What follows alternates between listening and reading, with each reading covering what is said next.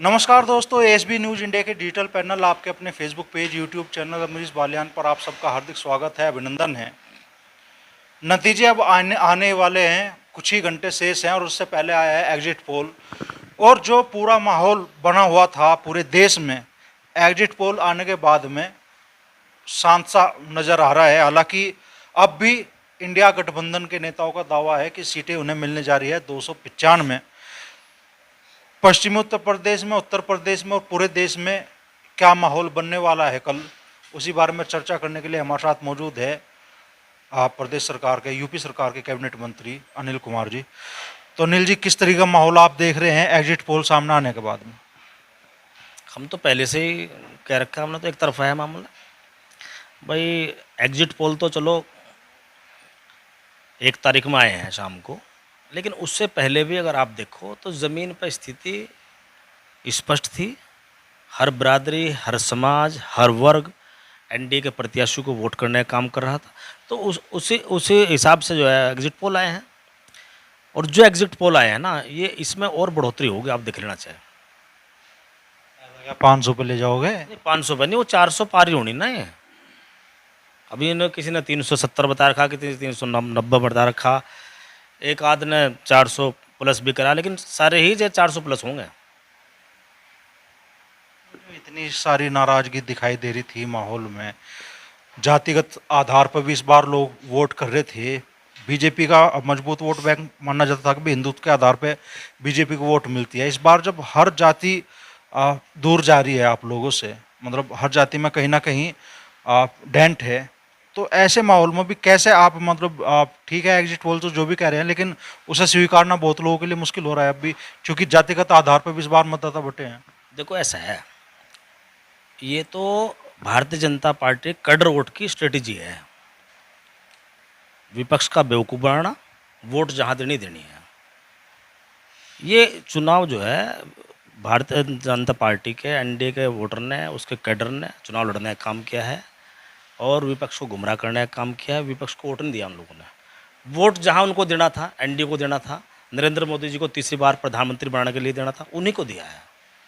ये सब कुछ सुनियोजित षड्यंत्र जो है विपक्ष के द्वारा रचे गए थे, अनेक अनेक समाज में रचे गए हैं, कुछ लोग गुमराह हुए भी हैं।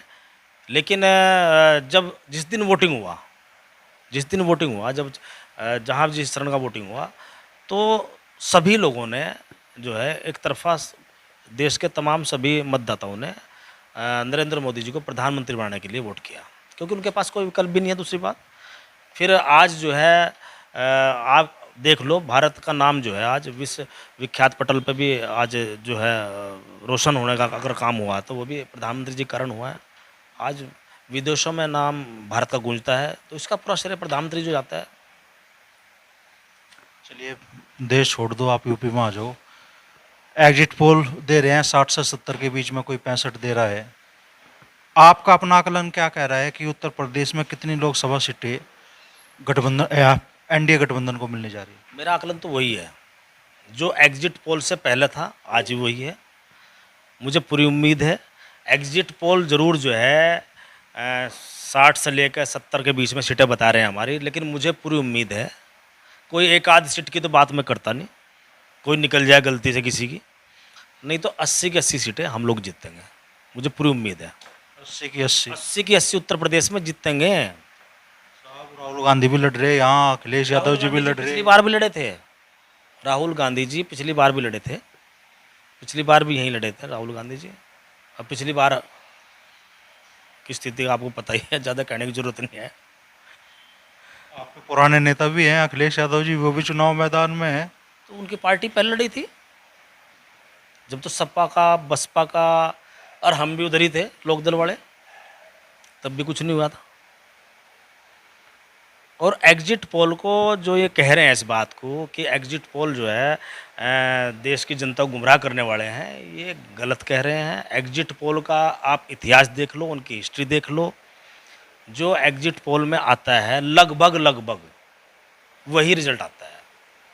हमें भी 15-20 साल हो गए देखते हुए।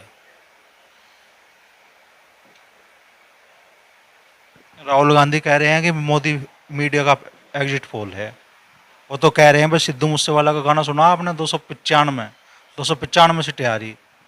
ऐसा है। अब राहुल जी क्या करें बताओ, उस पर हम क्या टिप्पणी करें। उन्हें अपने लोग भी रोकने हैं, गिनती भी करानी है, काउंटिंग एजेंट भी बनाने हैं, नहीं तो काउंटिंग में कोई दिखाई नहीं देगा फिर।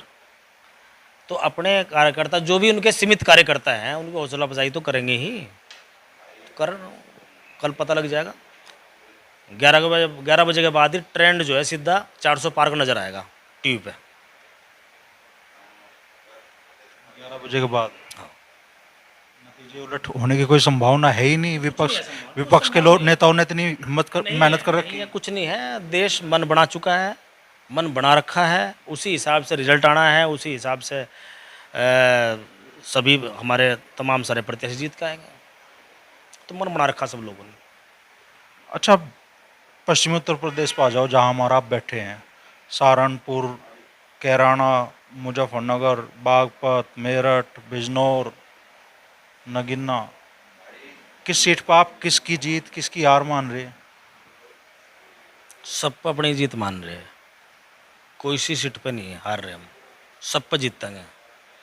आप जिस पे उंगली रख दो मैं उसी का बता दूं, सारी जीत रहे हैं। सबसे मुजफ्फरनगर से शुरू कर दो। सबसे ज़्यादा हॉट सीट आपके दिलो दिमाग में मुजफ्फरनगर रहे। मुजफ्फरनगर आप लाखों तो ही जीतोगे, देख लो चाहे आप।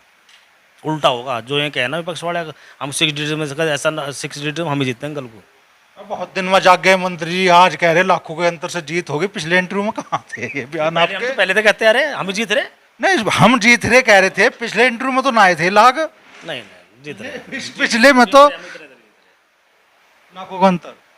देखो एक बात सुनो, जो जब पॉइंट में किसी की काउंटिंग होती है ना, अगर वो 0.5 से नीचे रहे तो उसकी जो काउंटिंग दूसरी साइड हो जाए, और 0.5 से ज़्यादा हो जाए तो फिर वो प्लस हो जाए दूसरी तरफ मैथमेटिक्स में।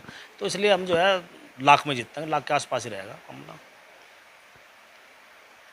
वोट ये लगा पूरा हिसाब किताब। अब बता दो वोट कितनी मिलेगी हिसाब तो और सामने वालों को कितनी मिलेगी? सामने वाले हारेंगे, मिलने मिलाने को छोड़ दो, वो तो कल को बता देंगे। अब ज़्यादा टाइम नहीं रह रहा, जाओ जल्दी हो जाएगा काम। 5 लाख वोटों पर तो अकेले मलिक साहब दावा ठोक रहे। कल इंटरव्यू में कहा उन्होंने हमारे साथ में। कोई बात नहीं, ठोक लेने दो, अपनी तैयारी रखे में जवाब देने की बजाय। बिजनौर, बिजनौर हो, कैराना हो, मुजफ्फरनगर हो, सहारनपुर हो, मेरठ हो। मेरठ में तो उन्होंने नया प्रयोग किया ना, वो भी लाखों से हारेगा। वहाँ प्रभु श्री राम जीतेंगे। नया प्रयोग है ना समाजवादी पार्टी का। जीतते ही मुंबई चले जाओ। हैं? जीतते ही मुंबई चले जाएंगे सीधा। मुंबई उनका अपना घर है, वो घर भी जाएंगे, क्षेत्र में भी रहेंगे। या आप ऐसा क्यों कह रहे हैं कि मैं जीतते मुंबई चले जाएंगे? अभी अभी तो चुनाव कल को काउंटिंग होगी, उसके बाद वो वहीं रहेंगे। क्यों नहीं रहेंगे? अपनी जिम्मेदारी निभाएंगे, अच्छे आदमी है। आदमी तो अच्छे है, ऐसा तो नहीं भाई मेरठ की जनता बाहरी प्रत्याशी होने के नाते उन्हें मुंबई की फ्लाइट पकड़ा दे परमानेंट। नहीं नहीं, ऐसा नहीं है। ये चुनाव अरुण गोविल जी का नहीं है, ये चुनाव नरेंद्र मोदी जी का है। उन्हीं के नाम पे सब कुछ वोट पड़ा है, ठीक है। बाकी सब प्रत्याशी, सब लोग अपनी मेहनत सब लोगों ने की है, हम लोगों ने भी की है, तमाम सब लोगों ने की है। लेकिन ये चुनाव राष्ट्र का, देश का चुनाव था। नरेंद्र मोदी जी को तीसरी बार प्रधानमंत्री बनाने का चुनाव था। तो प्रत्याशी तो बहुत छोटी चीज़ है। तो मुजफ्फरनगर, कैराना, बिजनौर, सहारनपुर, मेरठ कहीं मुकाबला मान ही नहीं रहे बिल्कुल। ना कुछ है ही नहीं।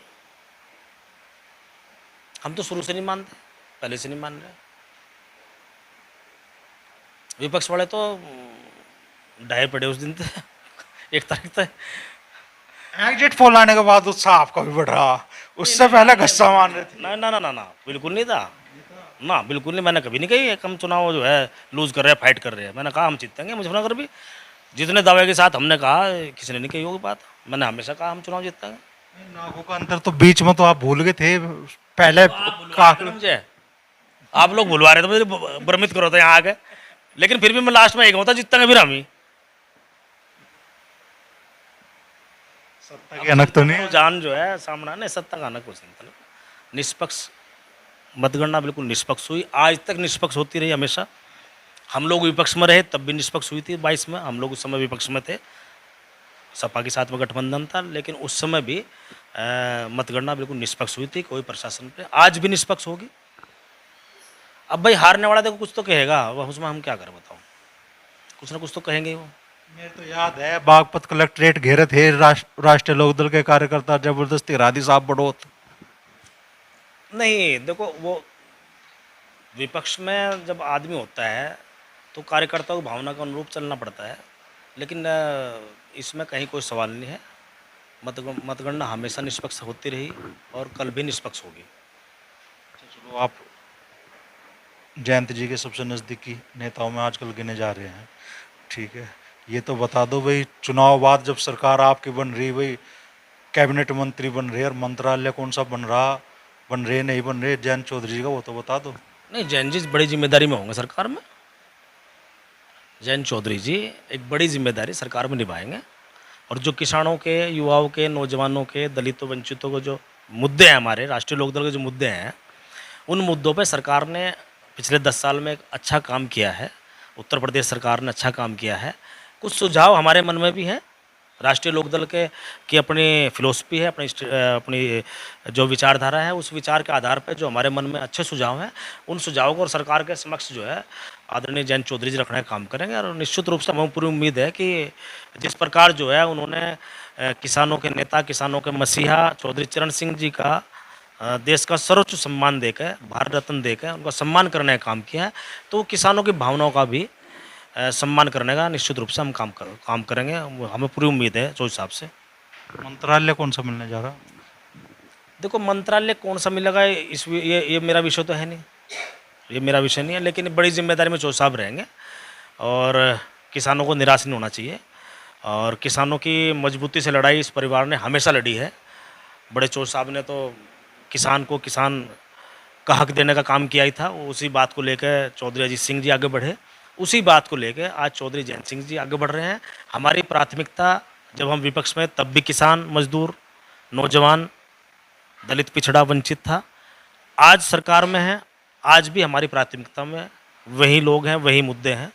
हम उन मुद्दों पर काम करने का काम करेंगे और अपने जो लोग हैं, सब किसान भाई हैं, मजदूर हैं, नौजवान साथी हैं, उनको लाभ पहुंचाने का काम करेंगे सरकार में रह के। तो बड़ा बयान मंत्री दे रहे हैं। पहला दावा तो ये है कि 400 पार एनडीए गठबंधन की होने जा रही है, और मंत्री जी तो कह रहे हैं भाई अखिलेश यादव या राहुल गांधी भी हार का सामना करेंगे और यूपी की सभी 80 सीटें एनडीए जीतने जा रहा है।